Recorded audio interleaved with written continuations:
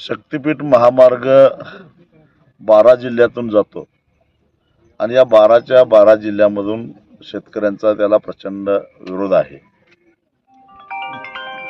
जे रेखांकन आहेत ते करायला सुद्धा आम्ही ठामपणाने विरोध केलेला आहे आणि त्यामुळे सरकारने किती जरी आव आणला की आम्ही हा शक्तीपीठ महामार्ग पूर्ण करणार आहोत, तर मुळात त्याची मोजणीच पूर्ण झालेली नाही, तर मग पुढची प्रक्रिया चालू होऊ शकत नाही आणि मोजणी करायला शेतकऱ्यांनी कडाडून विरोध केलेला आहे।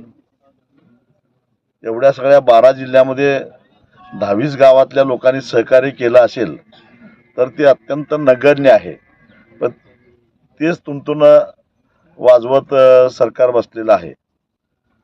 याच्यानंतर आता या शक्तीपीठ महामार्गाला सुरुवातीला सरकारने सांगितलं की 86,000 कोटी रुपये खर्च येणार आहे।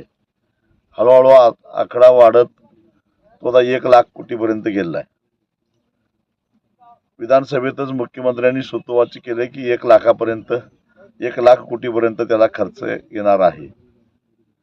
नुकताच केंद्र सरकारनं नाशिक अक्कलकोट हा ग्रीनफील्ड हायवे नवीन जाहीर केलेला आहे। 374 किलोमीटर लांबीचा 19,000 कोटीमध्ये पूर्ण होणार आहे असं केंद्र सरकारचा दावा आहे। 374 कोटी 374 किलोमीटर आणि 19,000 कोटी म्हणजे साधारणपणे 51 कोटीला 1 किलोमीटर तो रस्ता तयार होताना दिसतो। तोही 6 पदरी आहे आणि शक्तीपीठ ही 6 पदरीच आहे आणि 1 लाख कोटी आणि 803 किलोमीटर हा हिशेब केला तर शक्तीपीठचा खर्च मात्र 124 कोटी रुपये दिसतोय। म्हणजे इथल्या इथे केंद्र सरकारच्या आणि राज्य सरकारच्या बजेटमध्ये 1 किलोमीटर पाठीमाग 73 कोटी रुपयाचा फरक पडतोय। ही रक्कम लहान सहान नाही, लक्षात ठेवा। म्हणजे जवळपास 60 ते 65 हजार कोटी रुपये या शक्तीपीठ महामार्गाच्या माध्यमातून पैसे काढले जाणार आहेत आणि यातला काही हिस्सा मिळावा, बाकीचे 1000 कोटीमध्ये पैसे खातील पण आपल्याला एक 10-20 कोटी तरी मिळतील या आशेनं काही लोकप्रतिनिधी त्याचं समर्थन करताना दिसत आहेत।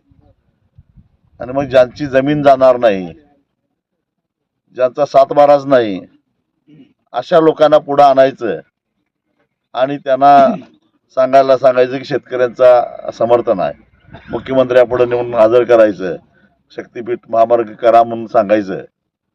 आम्ही आव्हान दिलेलं होतं की शक्तीपीठ महामार्ग करा म्हणणारे जे कोणी शेतकरी आहेत त्यांचे गट नंबर सहित नावं जाहीर करा। ते आव्हान सरकार का स्वीकारत नाही?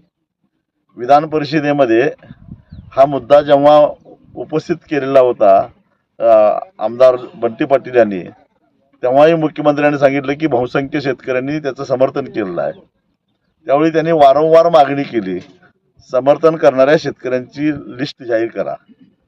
त्यांनी 3 वेळा मुख्यमंत्र्यांना पत्र लिहिलं, परंतु ती नावं काही मुख्यमंत्र्यांनी जाहीर केलेली नाही। म्हणजेच बोगस नावं आणून समर्थन करत असल्याचं नाटक करायचं, परंतु प्रत्यक्षामध्ये मात्र शेतकऱ्यांचा त्याला कडाडून विरोध आहे। दुसरा मुद्दा, शेतकऱ्यांची दिशाभूल केली जाते। शेतकऱ्यांना सांगितलं जातंय की नागपूर रत्नागिरी राष्ट्रीय महामार्ग किंवा समृद्धी महामार्ग या रस्त्यांना ज्या पद्धतीने पैसे दिले गेले तसे पैसे आम्ही देणार आहोत आणि शेतकऱ्याला काही कोटीच्या घरामध्ये पैसे मिळतील असं दिवास्वप्न दाखवलं जातं।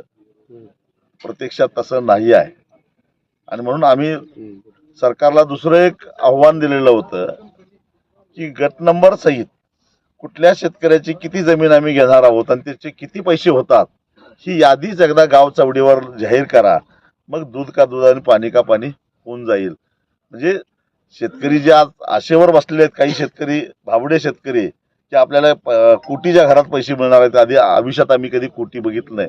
त्यांना कळलं की नेमकं आपले पैसे किती येणार आहेत.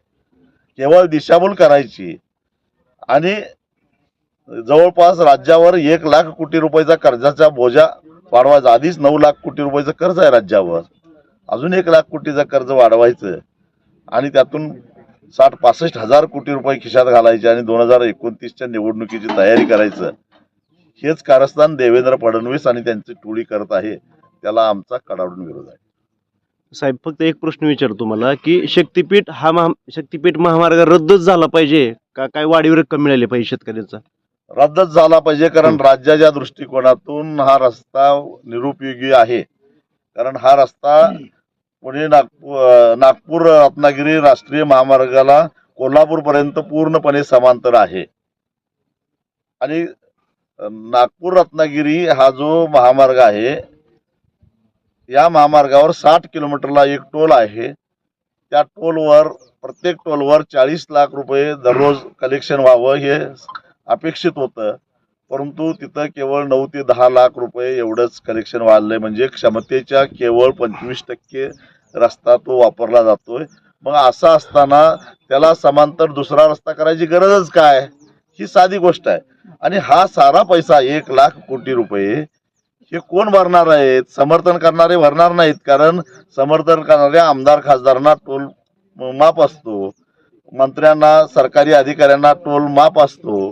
त्या रस्त्यावरून प्रवास करणारा सामान्य माणूसच टोलच्या रूपानं 1,00,000 कोटी रुपये गोळा करणार आहे. म्हणजे हा जनतेवरच बोजा आहे. मग एक रस्ता असताना जनतेवर बोजा टाकून दुसरा रस्ता करायची गरजच काय?